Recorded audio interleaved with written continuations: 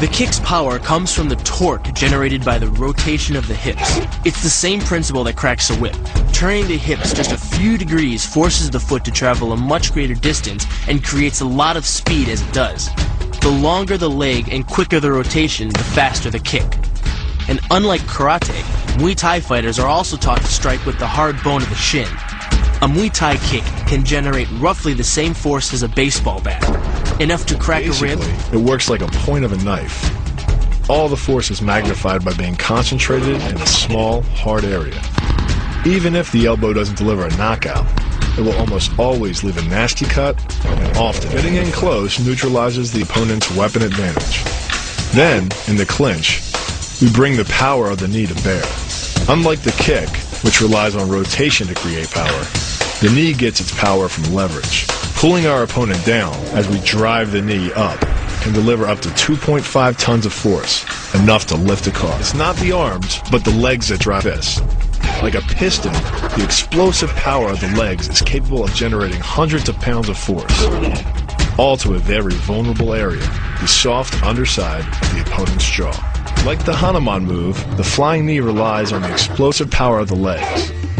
But rather than spread the power of our blow over two fists, it concentrates it into the spear point of the knee and combines it with the force of gravity.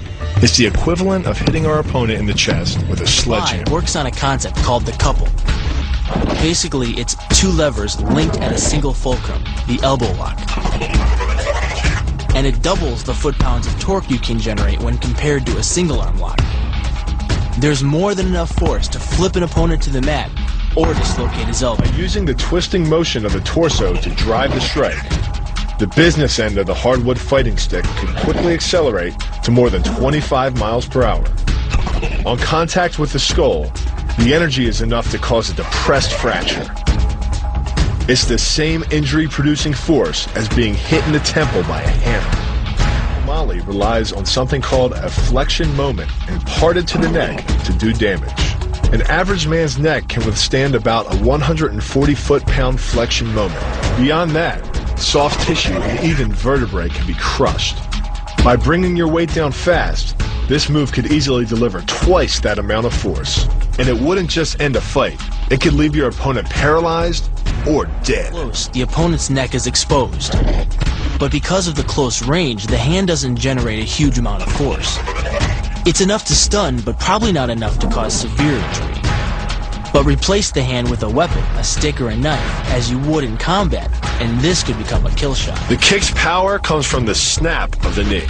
The snap is created when the quadricep, the largest muscle in the body, contracts and pulls the tendon connecting to the foot over the knee. Using the knee as a pulley, the strength of the quad is enough to accelerate your foot to speeds close to 30 miles per hour. Because the area of impact is focused on a small part of the foot, it magnifies the force of the blow, making it capable of dropping 1,000 pounds of force on your head. It's like getting whacked in the head with a Louisville Slugger. It works by taking the opponent's blow at an angle, which deflects the energy of the blow away from the vulnerable torso. The harder you block, the further his blow will be deflected, and the more open he'll be to a counter-strike. Rotating your fist 180 degrees right before it strikes the intended target. The twisting snap of the arm maximizes the speed of the punch and magnifies the force of the blow by concentrating the impact on the first two knuckles of your hand.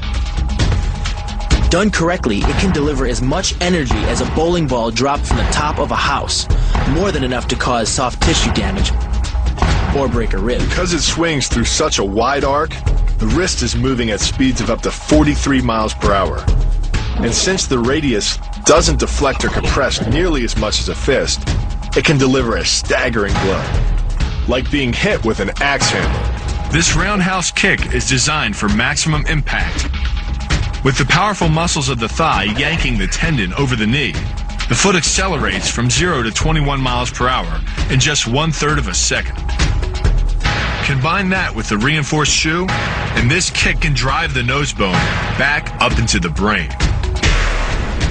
It's aimed at the largest gland in the human body, the liver.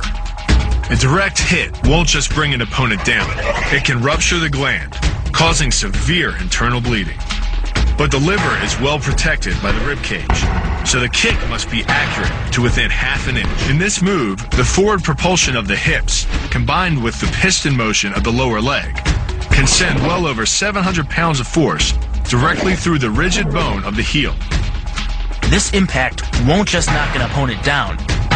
The force is enough to permanently damage his kneecap, leading with the near arm. The first jab travels the shortest distance to the opponent, so what it lacks in force, it makes up for in speed. The second punch, utilizing both the twist of the shoulders and the forward momentum of the kick, can carry over 4 times as much impact. And just a few hundred pounds of force to the temple is enough to cause a knockout.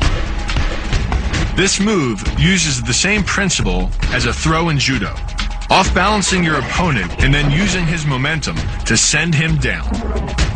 But it's much more aggressive. The sweep here is actually a strike to one of the most sensitive areas of the body, the Achilles tendon.